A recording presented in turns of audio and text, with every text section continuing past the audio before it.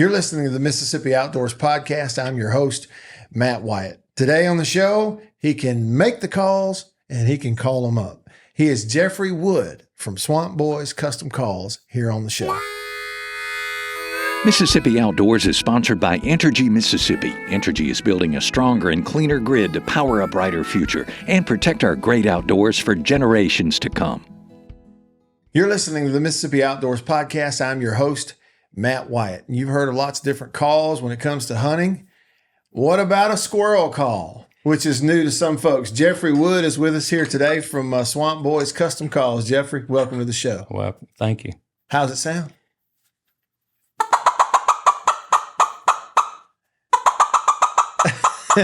When you did that a little bit ago, Jeffrey, I said, that sounds just like a squirrel barking in a tree. That's why we make them. And that's why you make them. Yeah. All right. So let's kind of start from the get-go. All right.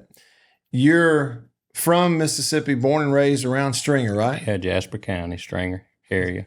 Jasper Been County. there my whole life, off and on, other than working, traveling with my dad, working and stuff. Yeah. Squirrel hunting for you started when? When I was probably 4 years old. Okay. My dad took us, that's how we call it, being a better woodsman. My dad, my uncles, my dad's friends, stuff, took us squirrel hunting. That was a big thing back then. Nowadays, you don't see it as much. But okay. We had somebody here. We talked squirrel hunting last year on season 1 of the podcast. And I've never forgotten the anecdote, the story he said was, you go back 50, 60 years, the opening day of squirrel season was a huge deal. It was almost kind of like you go to certain small towns, like the opening day of football season. Man, everybody's out that morning. Yeah, they shut the whole town down. That's about it. Because back then, there wasn't that many deer. I was probably, I'd say 12 or 14 before I seen the deer track on the property my dad or we own there where I live. Yeah. But we hunted up in the national forest a lot and stuff. But the big thing was squirrel hunting, small game, and that teaches you to be a better woodsman. How to sneak up on an animal or read a compass. Mm-hmm. And you can see on my wrist, I still got one today on my wrist. I keep it with me everywhere I go. Mm-hmm. That just teaches you to be a better woodsman, where you reading deer sign or turkey sign, scratching. You just see so much when you're squirrel hunting because you're just walking. Right. So I assume then you got into using calls at an early age. Yeah. I had one of my uncles, my dad bought me a little call, kind of similar to this, what I got now. And we used that thing. I mean, we wore some squirrels out, but we used 22s a lot and shotgun stuff. My dad, when we was little, we had a coon dog, and it would tree coons at night, squirrels in the daytime. And we would go and, if we didn't have a dog or something, we would go and my dad's and uncles and friends would pull vines for us. And the winter, and you just pull vines and there'd be squirrels come out of them nests, and it sounded like World War III. They would just do like this and wait for the shooting to quit, So Sure. It teaches you to be a better woodsman all around, So when did you get into making calls? When did that start for you? Well, through my dog training and stuff I've done over the years and winning championships and stuff, I got to work with Sport Dog e-collar company, and I traveled to just about every cabela's in the country, and I learned from other people because they seen I had a knack for it, for hunting or wild game sounds. I can hoot like an owl, bark like a coyote, and do all kinds of stuff. But they taught me some stuff about the mouth calls and such as that. And in probably 2016, I think it was, I went to NWTF with some friends, and real encouraging from somebody you're friends with to take you somewhere, and show you some stuff. Mm-hmm. And I bought some calls there. Now, some of them was pretty good, but some of them weren't worth throwing in the trash. but I took that and learned from it, and kind of through friends and myself testing stuff, I taught myself and learned how to make them. Mouth calls and other stuff. Yeah. Different types of calls. So in terms of, what you've made and the ones that you do make now, is it primarily turkey calls? Is it other things? Well, we do like squirrels, turkeys, deer, and coyotes. Okay. Mostly this stuff is in what we hunt, I guess you call it. And I have been out west hunting and stuff, but mostly just stick to what's in the central United States, I guess. Yeah. And I've been all over the country hunting. So it's just what I've learned to do, I guess, as a kid. Yeah. and had a knack for and love for outdoors and stuff. Okay. And we're talking about, using calls, making calls, but sort of in your life running parallel with that, you touched on a minute ago, is training squirrel dogs. Yes. So when did that begin for you? When I was a kid, I guess, like I said, my dad and some of the other people had some dogs and we'd go. But probably in mid-90s, I guess, I worked my butt off, saved up some money, and I made my mind up that I was going to buy me a squirrel dog, when it was a real squirrel dog, not just a tire kicker or whatever. But I bought one and hunted him. I bought him from a guy in Georgia, and we're still friends today. That little dog taught me a lot. And I just got him, and I progressively, through the years, bought other ones, met people. I got dogs now that a man left me that I was friends with for 35 years. Mm. And he left me 5 of those dogs to keep his line going. So it's been a kind of a lifelong type thing. When did you start competing? I think I won the state championship here in Mississippi, the first one, probably in 2002, something like that. Okay. And that's what when you was talking to Scooter a while ago, probably 2004 or 5, I started doing a show with them, and I took some of the governors and legislators, some of the people here at the office and stuff, commissioners, stuff like that. Do you still compete now? No, I got Lyme disease, as I was telling you earlier, about 12 years ago, and it kind of slowed me down a lot. And I don't go just to talk and be buddies. I'm going there to win. And most people that knew me, when I drove up at that hunt, they go scratching their head, wondering what I got in that dog box, because I hunt by myself a lot. And I got a couple of friends I hunt around, but mostly I hunt and train by myself. My dad and my family don't like it much, but that's what you got to do to make a better dog. You can't hunt with a buddy too much. You can, but once you get them trained. But when they're young, you got to make them be more independent and stick to their tree. And it ain't about killing squirrels anymore to me. I've killed enough of them to fill train cars up, But it's more about the dog work and making him do what you want him to do and know that you've done that with that dog. So yeah. That's fascinating. All right. So regarding some of the calls, you hit an example just a little bit ago. So walk me through some of the things that you brought with you today. Okay. And in no particular order, we can follow whatever you want to do. I'll run some of these turkey calls we got. And like I said, this one is a glass, just straight like a window pane, just a glass call. Okay. And as you can see where I got it, the little scratching on it, I etched that with a stone. Okay. Because, see, it won't make any sound where I don't have it etched. Where you don't have it etched. So when I etched that stone on it,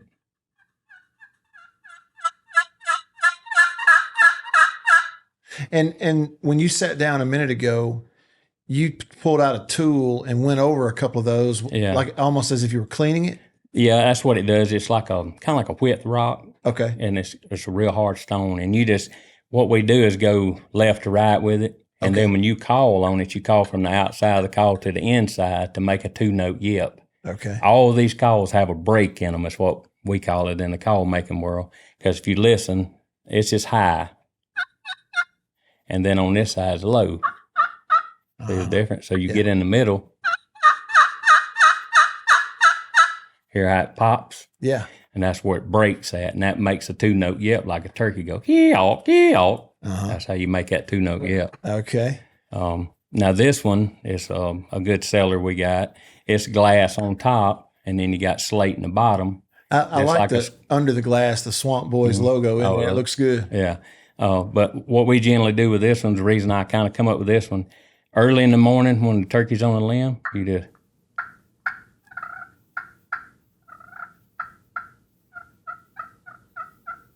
just real soft. And then once they get on the ground, or if it's a windy day, you can get on this glass and this real high pitched kind of clear note. So it gives you 2 options. So especially sitting by a field or in a little oak bottom in the evening, you can just.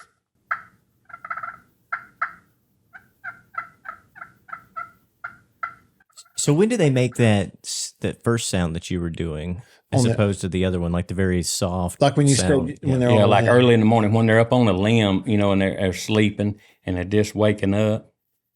You just do some soft calling. A lot of people I see in the government woods, I call them, but national forest, whatever. public lands. These guys go in there and they blast, just calling loud, making all these sounds. And a lot of us real turkey hunters, I guess you call it, go in there and call real soft and just like a hen turkey. If you listen to a hen turkey, you can't hear her probably 60 yards, maybe. Okay. When they're just waking up, little bitty soft yeps and this subtle little stuff before they fly off the limb onto the ground. So a lot of these guys go in there and just start wearing their call out, and the turkey just locks up and shuts up. They don't say, they know it's a human or some kind of booger or monster down there, going to get them, Right. So they don't come down. They'll stay on the limb, hang up is what we call it. But And you mentioned later in the day when and if the wind is blowing, which, I mean, you tell me if I'm wrong, but generally, like a lot of times that time of year, that's sort of the cycle. It's a little more late, early. It picks up as the morning picks up. On the midday, usually. And so that's just strictly a volume level to kind of reach over the top of the wind noise? Like that glass, it'll carry through wind a little more. Or a box call is real good for that. We use that a lot going out in the Midwest. You can use that box call in the mountain terrain or something because you can just pop it, like that, and have somebody standing behind you. And that you might not hear the turkey if I'm calling, but my buddy that's behind me, he'll hear the turkey and say, oh, it's over there, or, just a volume type thing. But like a box call or like a glass call like this is high pitched, it'll carry through that wind and that sound. It's like the natural ambience of the forest is like at one registry, and then that high pitched noise is on that. It's on a different decibel, like I guess you call it. Sure. Now, what we call it, this is our platinum hen. We call it. Okay. If you can see it, it's a titanium call surface. Yeah, I can tell it looks different. It's not glass. No, it's hard. I call it hard as woodpecker lips. Because most of these calls you call on the outside, like I hear, but this one you kind of call in the center because it's so hard. But to get that volume and the sound. This one, it's about a 50-cent piece right in the center. It's got the best sound. Now, you can get out on the edge and make like a kiki or a little high-pitched sound. But it is much louder. Oh, yeah. Yeah. But it's probably our most expensive call, but I call it the Cadillac. If you're a real turkey hunter, I can see them at trade shows. I can hold this up and call on it at trade shows and see somebody down there turn their head, and they're a turkey hunter. And won't be but just a minute, I'll call them right to the table where I'm at. So. Using that one. How about that? So calling not only turkeys, but humans. But turkey hunters, and that's pretty neat. Now, this one is a ceramic. That's probably I call it the ceramic mistress because if you see me in the woods, you can get a game warden to search me down. I'm going to have that call with me.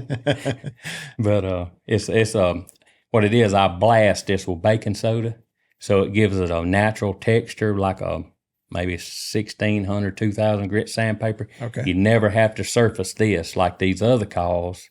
You just touch your striker up with sandpaper or a little Scotch-Brite and see it. Is that louder than the titanium? No. No? It's close. Okay. But there's been a lot of turkeys die because of that. But it's close, but it's got a natural bite to it, like on a morning where it's kind of humid or moisture's out. A lot of times this call, I can make it work, but a lot of people can't because I put it in a glove and put like 2 of those little hot hands thing in there. Because when that steel or a titanium gets cold, it don't have the same sound to it. But this will always have the sound as long as you don't get it like soaking wet, Yeah. But this one, early morning and stuff, that's my favorite. I mean, it's just, but like in the midday and evening, I use that titanium more, or out in mountainous terrain, like I go to Tennessee and Missouri a lot. But in those areas, I've had that titanium at all these calls, nothing, say nothing, anything, and I hold it up at 11:30 in the day and cut on that platinum real hard, and I could hear a turkey, barely could even tell it was a turkey on the other mountainside. 10 minutes later, I shot him looking straight down the mountainside like that. He flew across the creek and come straight up the hill right to me. So it does carry a little further. Oh, yeah. It just rings. Yeah. And some of my friends I hunt with up there, they could be way across on the mountainside, and I text them and say, hey, listen for this. And I do it, and they go, dang, that turkey was right by me. How about You know, and then I'd call him on down there where I was at, and he's like, man, that was my turkey. that? But I said, you should have got one of them platinum hens. You could have got him. Yeah. So those are some examples of the That's turkey just some calls that you examples make. we make. Yeah. And I make some with glass, slate, crystal, just titanium, ceramic, just all kind of copper. I got some that I make with copper on them. Now, the squirrel sound and the call that you gave us an example. Or you make that one? Yes. Okay, so let's jump over to those now.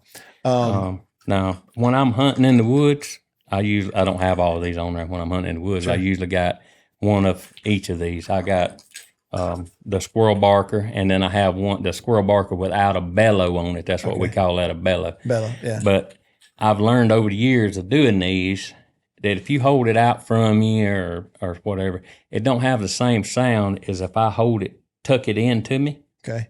See, I'll show you what I'm talking about this. Now listen to this. Yeah. See the difference? Absolutely. Like whether or not the microphone's picking that up, I don't know. But to my ears, I don't know what you would call it. I want to say muffled, but it's not. It's kind of muffled, but I think it's because it's against your body or something. It's compressed. The sound is compressed. And if you think about, I always think about this, and I guess crazy because I'm an outdoorsman. I love the woods, but like a squirrel, if he's in a tree, you hardly ever see him out on a limb doing that. Right. He's always in the fork of a limb or right next to a tree, kind of backed up, and he's watching for a hawk or hoot owl's going to scoop down there and get him. Yeah. And I also carry one without the bellow on it when I'm hunting. And if you a deer hunter and you in the woods and you hear this, 9 times out of 10 there's a deer coming. If you're a bow hunter, you better stand up, right? Because there's a deer, doe, or buck, something's coming. Because that's like their little alarm sound. They saying, "Hey, there's something over here," and you'll just hear them throughout the woods. Just they answering one another. Yeah, I see him. He's over here. And then it's just. That's just what I picked on up over the years. But well, and I mean, you're speaking the language of anybody who's been in the woods in those situations because you've heard those two differences, and you've had those experiences where it's almost an alert. Yeah, that's basically what it is. I think they just saying, "Hey, something over here. Be watching. Everybody be on alert." Okay, and so when you're squirrel hunting and you activate those calls. How does a squirrel react to you? I had a guy with me, outdoor rider, a couple years ago because I'm pretty well known for hunting, I guess, around Mississippi. But I had a guy with me. He's sitting back like you. And I told him, I said, bring you a dove seat and sit down by a tree. Bring you a mask like your turkey hunting gloves. Some people say you crazy for doing that. Squirrels can't see you. But I'm telling you, they can see. They see better than you think they can. And I've called them right down the tree from here to your camera. Huh. And that guy was tapping me on the leg, shoot him, because that squirrel was like just jerking almost when he come down the tree, right to us. And, right in front of you. Yeah, I mean, they come, it's kind of territorial, I think. Okay. If you, kind of like a buck deer, if you grunt to him and you ain't the man in the woods, he's going to come let you know, get out of his area, Well, and would it be also, or is it fair to say also that it's a thing where when that sound or when that call is genuine enough, it creates an atmosphere for that animal where he feels like, okay, it's non-human. Yeah. And so their movement's going to reflect that.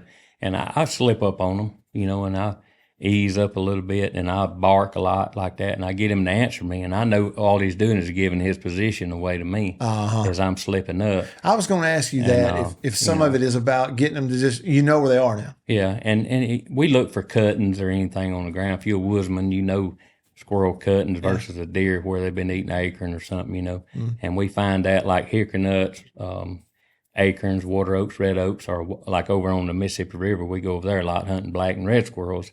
There's a lot of wild pecans, and that's where you got to know your acorns or the area where you're hunting at. What's the key food source? I've killed them eating cypress balls. That's the worst tasting squirrel in the world.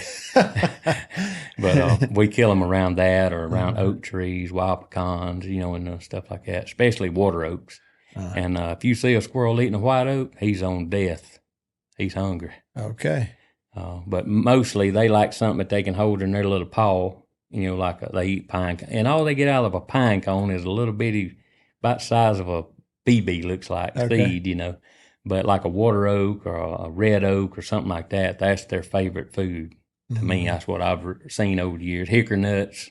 Yeah. And how they get in that hickory nut, I don't know, but they got some tough teeth. Sure.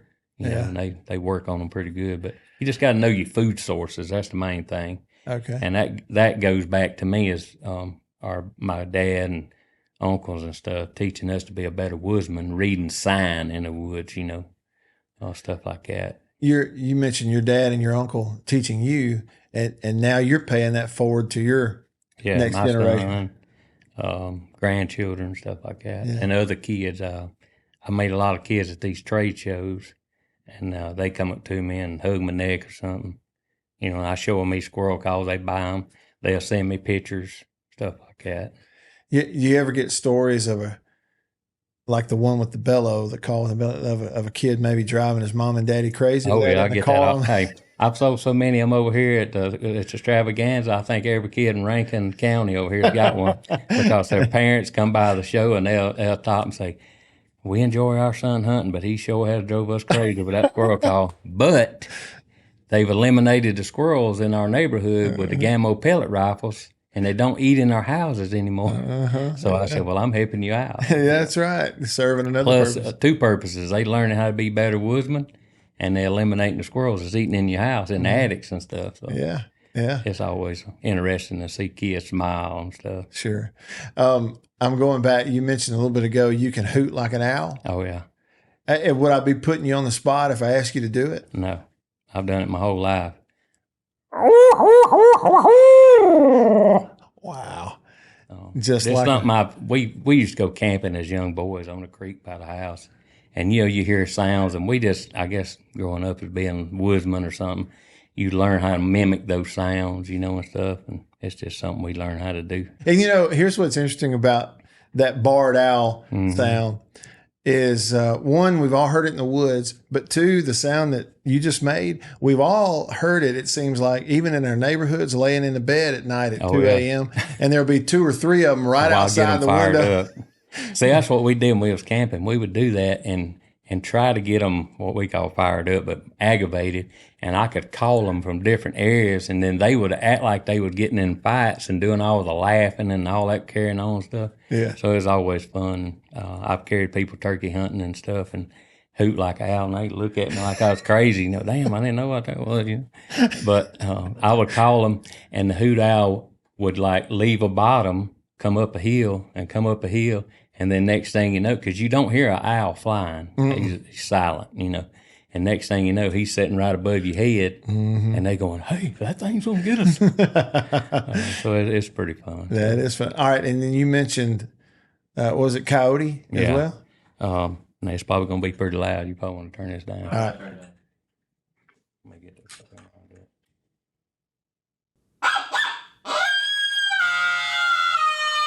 there.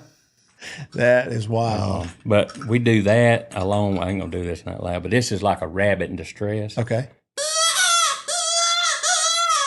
Like a rabbit in distress or a fawn deer or something. And that either of those you use to call up those predator animals. Coyotes, fox, or bobcats. Okay. And generally, when you calling them like that, and we use electronic calls and stuff too with those sounds that I do to just sound like more than one predator out there. And then once I get them to answer me, I shut up, and they focus on that predator call, the electronic call. And the first thing you'll kill is a gray fox, then a coyote, and the last thing you'll ever see is a bobcat. And most time you'll just see his head in the bushes, and he'll just turn maybe lucky. He's the slickest dude in the woods. Really? Oh, yeah. And you'll never hear him walking in the woods. Doesn't make a sound. Don't make a sound. Why? I wonder why they're more wary. Or just less. They're the ultimate predator that we have in the woods, I think. People say panthers and stuff. I know we probably got some along the rivers over here and stuff, nothing traveling, bears and all that stuff. But a bobcat is probably the stealthiest animal in the woods. Okay. And the smartest. But your baby turkeys, and they probably the top predator for them, or quails. birds and fowl and stuff like that. Sure. The progression into hunting those predators, is that just kind of natural? If you're a turkey hunter. Yeah, if you're a turkey hunter and you love to turkey hunt, you need to get your butt up off the couch and go kill at least, I challenge you today to kill one coyote or any kind of predator. That's saving your turkeys and your deer. Get up off the couch in the summertime. I go out an hour before daylight till 9 o'clock in the morning. And like I said, I showed you that picture a while ago. I've killed 3 or 4 in the morning. Sometimes I don't kill any. Some I kill 1 or 2. And I go back home, and it kind of recharges me from hunting. Something I can do in the summer till I get to the fall. And it's serving a purpose. Saving the poults and the fawns. Yeah. And we got abundance of deer and turkeys, but the turkey numbers are kind of going down from what I can see, because I go all over the country hunting, but our numbers seem to be down. And I know we got a lot of hunters coming in here and the ones here too, but I think if we eliminate a lot of these predators, because they don't have any kind of, natural predator against them other than humans when we're deer hunting or something like that. Sure. So I go out and try to eliminate a bunch of them. And I help farmers. They pay me a little bit to kill them, and it gives me some gas money and a little bit of bullets or something to do. And I'm trying to save up and get me a thermal scope to kind of go out at night and try to eliminate even more of them, because I'm just doing it with a shotgun and a little rifle sometimes early morning, but mostly with a shotgun with a Windy Hill precision ammunition, number 4 TSS. You don't have a chance. So it's something to do. We've had a lot of people on this podcast that are trappers, but you're the first person that we've really had on that's talked about going and intentionally pursuing the predator. Yeah, is there like a certain time of, because I'm not that familiar with it. Is there a certain time of the year where you can only do that? How does that coincide with? Well, I talked to one of the wardens downstairs. He's checked me a bunch of times, and it was him and his wife. There's no real season on them unless it's an open season. Whatever's legal for that open season, like deer season, you could use a rifle or shotgun. Turkeys, you have to shoot what ammunition, from what I understand, is what for that season.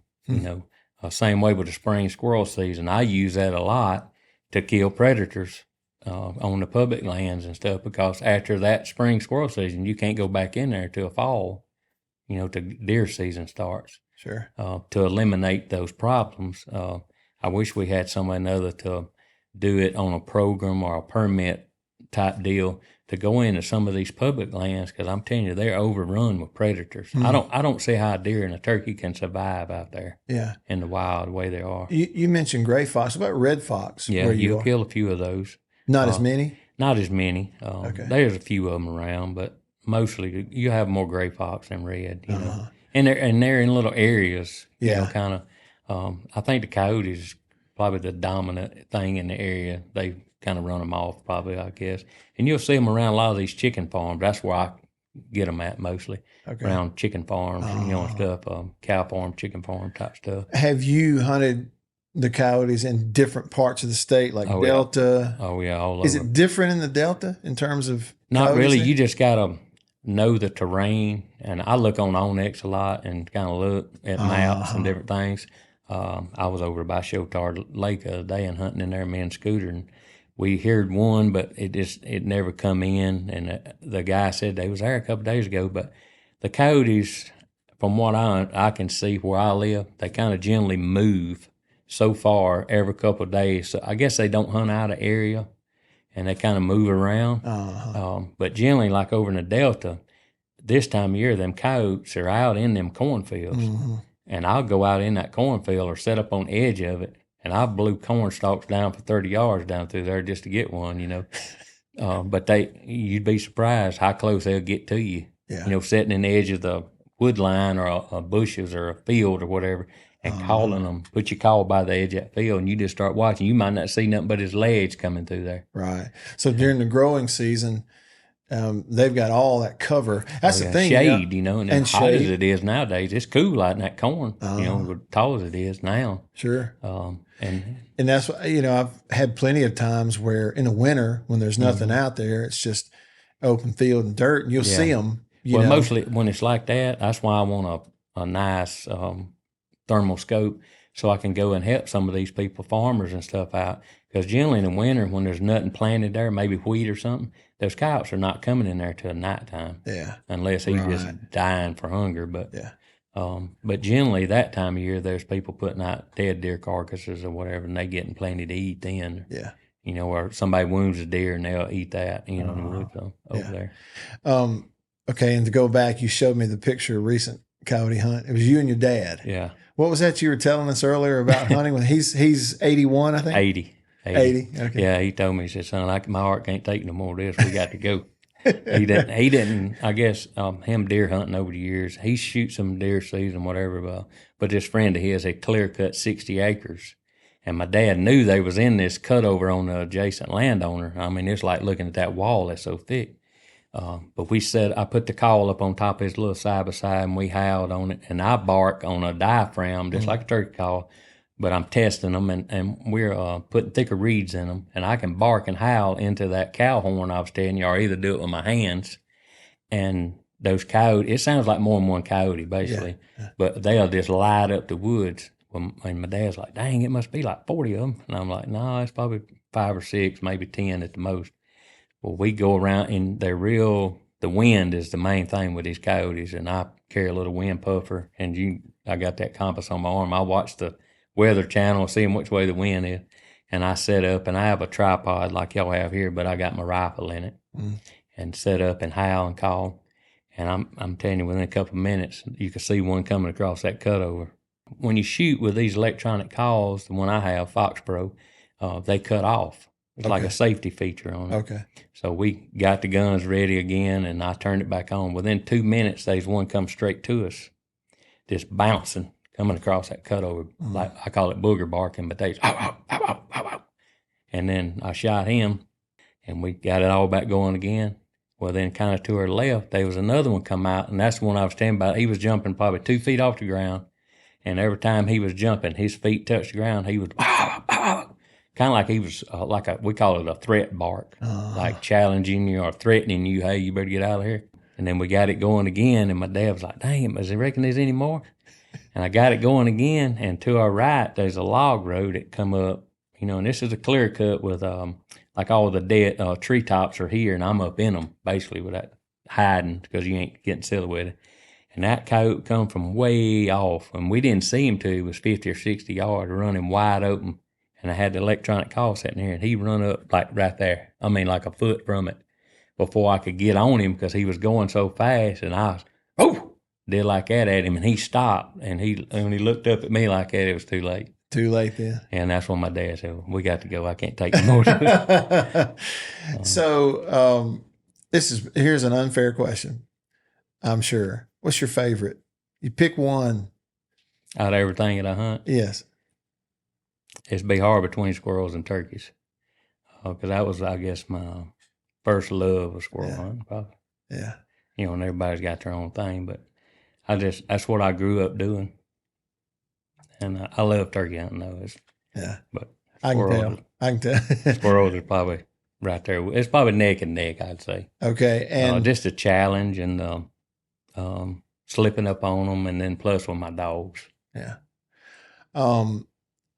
Favorite way to eat squirrel? The way I do them, a lot of times I pressure cook them for like 20 minutes with a little bit of crab boil. Take them out, and then I batter them and fry them. And it's just like hot and spicy chicken at Popeye. Okay.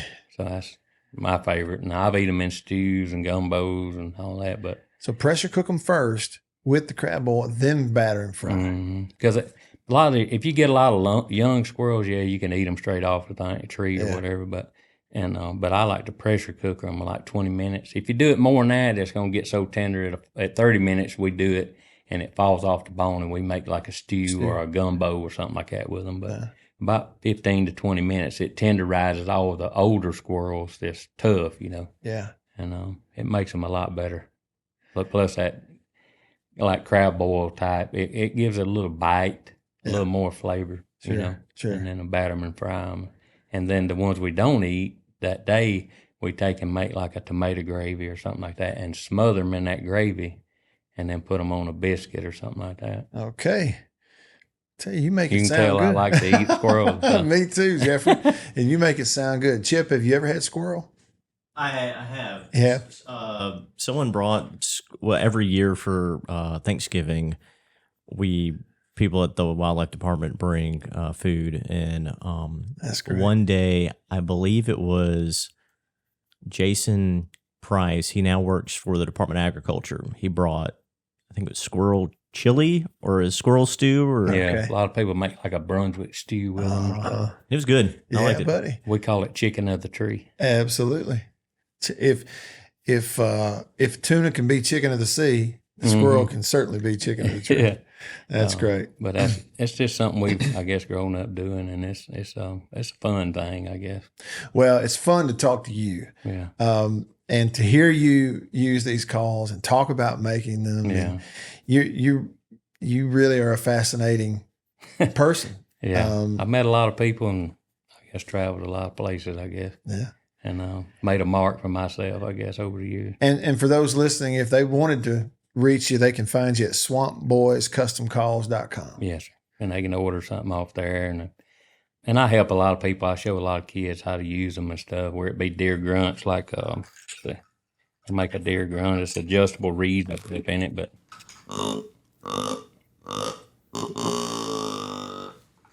just different, all kind of different calls, that we use in the woods hunting, grunting or rattling or whatever during the rut and stuff. So you can find a little bit of everything. Oh yeah, That's great. gator hooks, snares, lights if you want to go gator hunting or catfishing at night or something. But a lot of things to look at. That's great. Jeffrey, thank you for being here. Thank you. Thank you for having me. He is Jeffrey Wood, and he can call just about anything and make a call. I hope you've enjoyed listening. I sure have enjoyed having Jeffrey here. Thanks for listening, and we'll see you outdoors.